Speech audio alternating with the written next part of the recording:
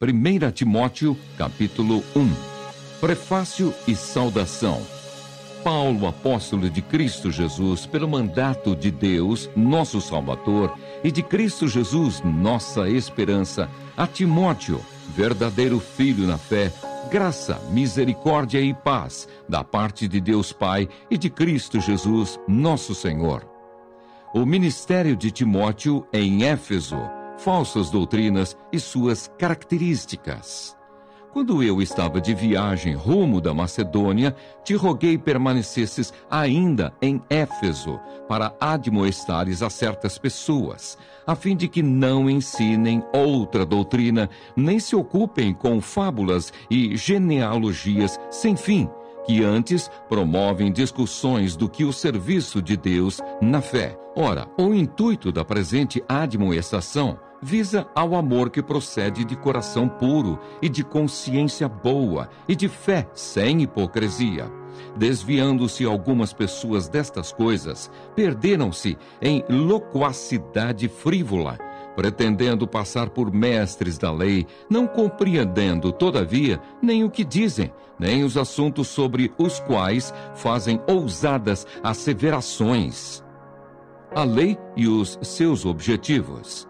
Sabemos, porém, que a lei é boa, se alguém dela se utiliza de modo legítimo, tendo em vista que não se promulga lei para quem é justo, mas para transgressores e rebeldes, irreverentes e pecadores, ímpios e profanos, parricidas e matricidas, homicidas, impuros, sodomitas, raptores de homens, mentirosos, perjuros, e para tudo quanto se opõe à sã doutrina, segundo o evangelho da glória do Deus bendito, do qual fui encarregado. A graça e a sua eficácia na experiência do apóstolo Paulo. Sou grato para com aquele que me fortaleceu, Cristo Jesus, nosso Senhor, que me considerou fiel, designando-me para o ministério, a mim que, noutro tempo, era blasfemo e perseguidor e insolente, mas obtive misericórdia, pois o fiz na ignorância, na incredulidade. Transbordou, porém, a graça de nosso Senhor com a fé e o amor que há em Cristo Jesus. Fiel é a palavra e digna de toda a aceitação, que Cristo Jesus veio ao mundo para salvar os pecadores, dos quais eu sou o principal. Mas, por esta mesma razão, me foi concedida misericórdia, para que em mim, o principal, evidenciasse Jesus Cristo a sua completa longanimidade e servisse eu de modelo a quantos hão de crer nele para a vida eterna.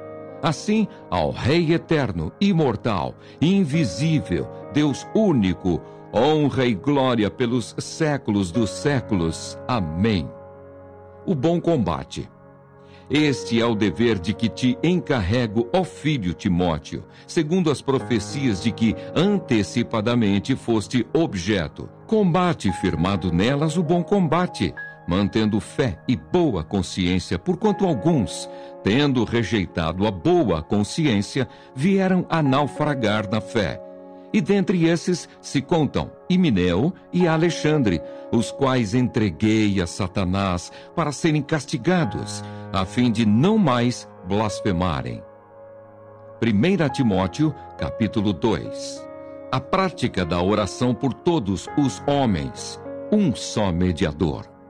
Antes de tudo, pois, exorto que se use a prática de súplicas, orações, intercessões, ações de graças, em favor de todos os homens, em favor dos reis e de todos os que se acham investidos de autoridade, para que vivamos vida tranquila e mansa, com toda piedade e respeito. Isto é bom e aceitável diante de Deus, nosso Salvador, o qual deseja que todos os homens sejam salvos e cheguem ao pleno conhecimento da verdade, porquanto há um só Deus e um só mediador entre Deus e os homens, Cristo Jesus, homem, o qual a si mesmo se deu em resgate por todos, testemunho que se deve prestar em tempos oportunos. Para isto fui designado pregador e apóstolo. Afirmo a verdade, não minto. mestre dos gentios na fé e na verdade. Proceder conveniente no culto público. Quero, portanto, que os varões orem em todo lugar, levantando mãos santas, sem ira e sem animosidade, da mesma sorte que as mulheres em traje decente se ataviem com modéstia e bom senso, não com cabeleira frisada e com ouro ou pérolas ou vestuário dispendioso, porém com boas obras, como é próprio às mulheres que professam ser piedosas. A mulher aprenda em silêncio com toda a submissão. E não permito que a mulher ensine, nem exerça autoridade de homem. Esteja, porém, em silêncio, porque primeiro foi formado Adão, depois Eva. E Adão não foi iludido, mas a mulher, sendo enganada, caiu em transgressão. Todavia, será preservada através de sua missão de mãe, se ela permanecer em fé e amor e santificação, com bom senso. 1 Timóteo, capítulo 3. As qualificações dos bispos e dos diáconos. Fiel é a palavra. Se alguém aspira ao episcopado, excelente obra almeja.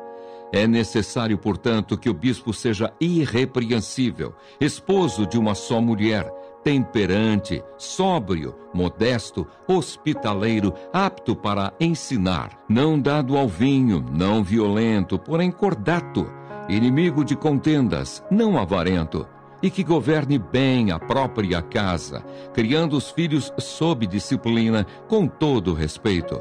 Pois se alguém não sabe governar a própria casa, como cuidará da igreja de Deus?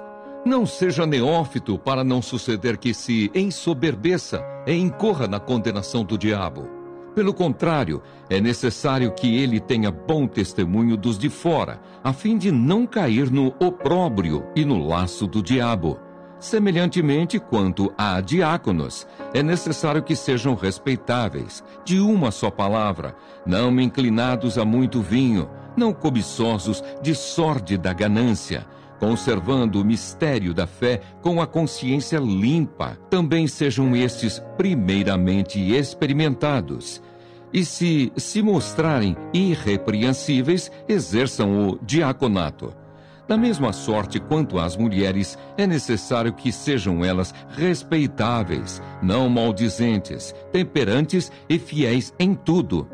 O diácono seja marido de uma só mulher e governe bem seus filhos e a própria casa, pois os que desempenharem bem o diaconato alcançam para si mesmos justa preeminência e muita intrepidez na fé em Cristo Jesus. A Igreja de Deus, coluna e baluarte da verdade, o grande mistério da piedade. Escrevo-te estas coisas, esperando ir ver-te em breve, para que, se eu tardar, fiques ciente de como se deve proceder na casa de Deus, que é a Igreja do Deus vivo, coluna e baluarte da verdade. Evidentemente, grande é o mistério da piedade. Aquele que foi manifestado na carne foi justificado em espírito, contemplado por anjos, pregado entre os gentios, crido no mundo, recebido na glória. 1 Timóteo, capítulo 4.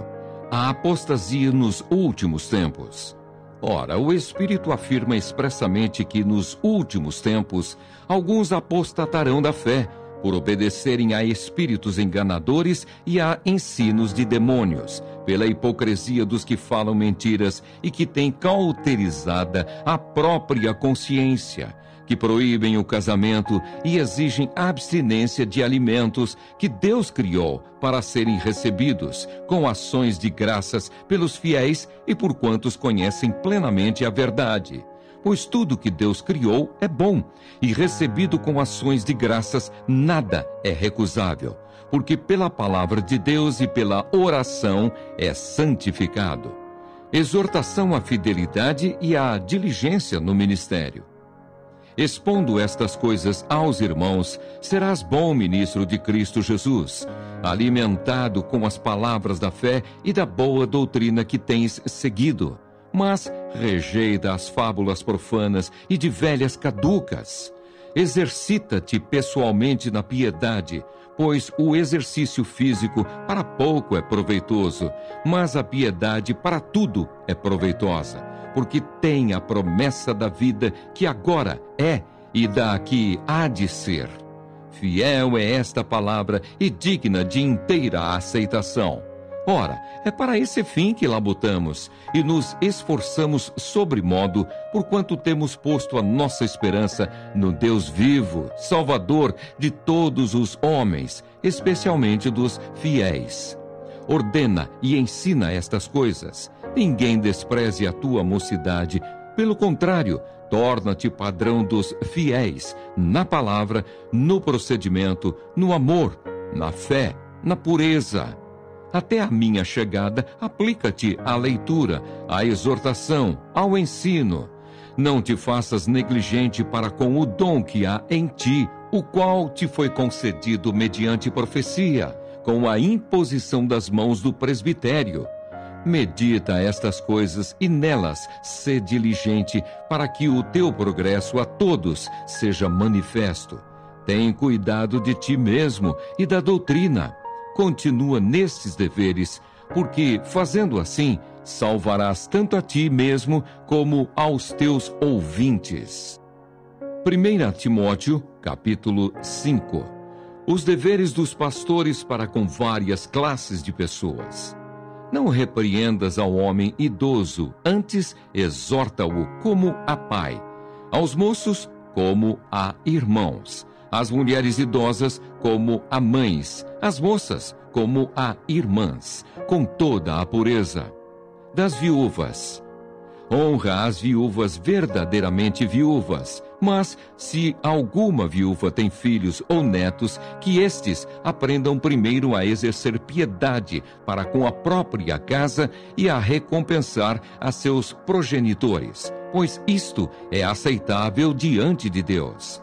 Aquela, porém, que é verdadeiramente viúva e não tem amparo, espera em Deus e persevera em súplicas e orações noite e dia. Entretanto, a que se entrega aos prazeres, mesmo viva, está morta.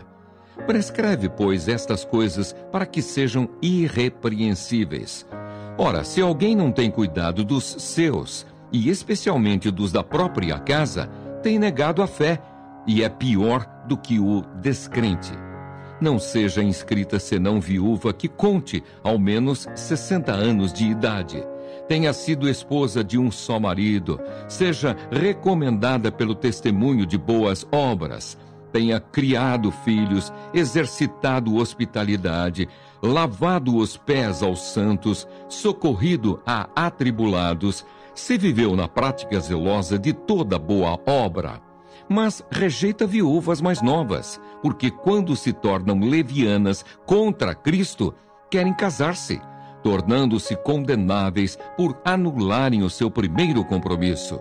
Além do mais, aprendem também a viver ociosas, andando de casa em casa. E não somente ociosas, mas ainda tagarelas e intrigantes, falando o que não devem. Quero, portanto, que as viúvas mais novas se casem, criem filhos, sejam boas donas de casa e não deem ao adversário ocasião favorável de maledicência. Pois, com efeito, já algumas se desviaram, seguindo a Satanás.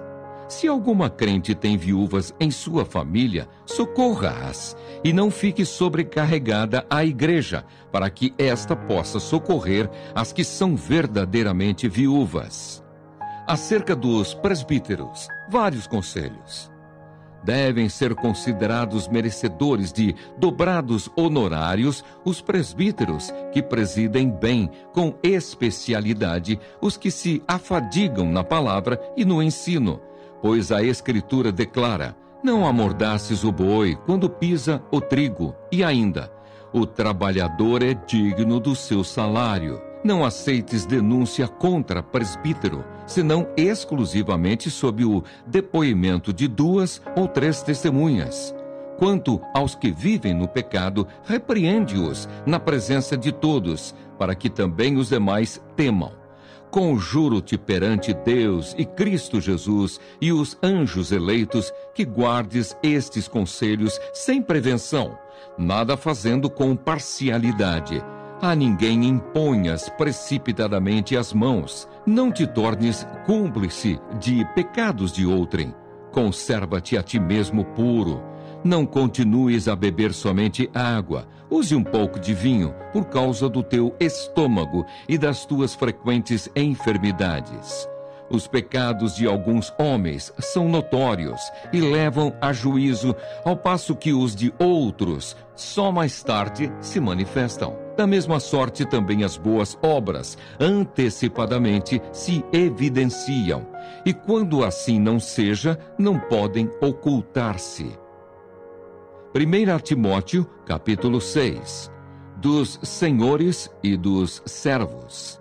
Todos os servos que estão debaixo de jugo considerem dignos de toda a honra o próprio Senhor, para que o nome de Deus e a doutrina não sejam blasfemados.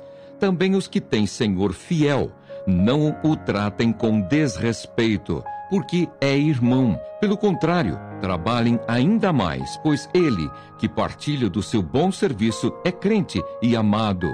Ensina e recomenda estas coisas. Os falsos mestres e os perigos da riqueza.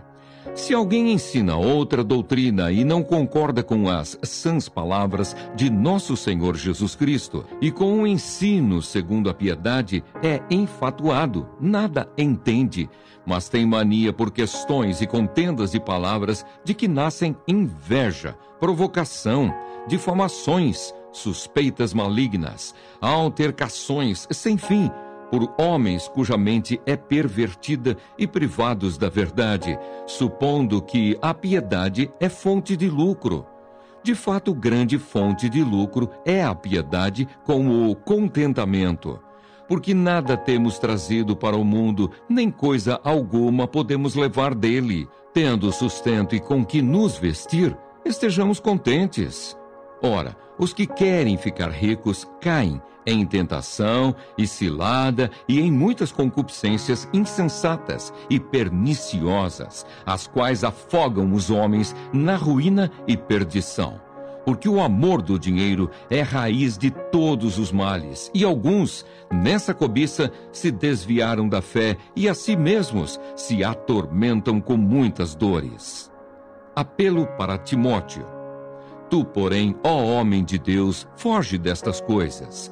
Antes, segue a justiça, a piedade, a fé, o amor, a constância, a mansidão. Combate o bom combate da fé.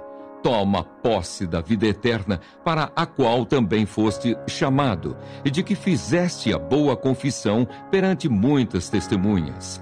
Exorto-te perante Deus, que preserva a vida de todas as coisas, e perante Cristo Jesus, que diante de Pôncio Pilatos fez a boa confissão, que guardes o mandato imaculado e irrepreensível, até a manifestação de nosso Senhor Jesus Cristo, a qual, em suas épocas determinadas, há de ser revelada pelo bendito e único soberano, o Rei dos reis e Senhor dos senhores, o único que possui imortalidade, que habita em luz inacessível, a quem homem algum jamais viu, nem é capaz de ver. A ele honra e poder eterno.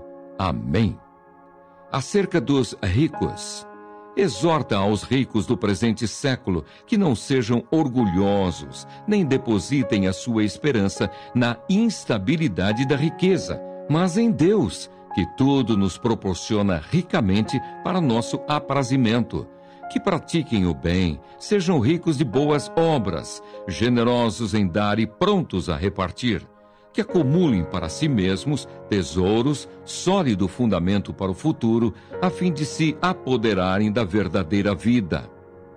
O conselho final e a bênção apostólica. E tu, ó Timóteo, guarda o que te foi confiado, evitando os falatórios inúteis e profanos e as contradições do saber, como falsamente lhe chamam, pois alguns, professando-o, se desviaram da fé. A graça seja convosco.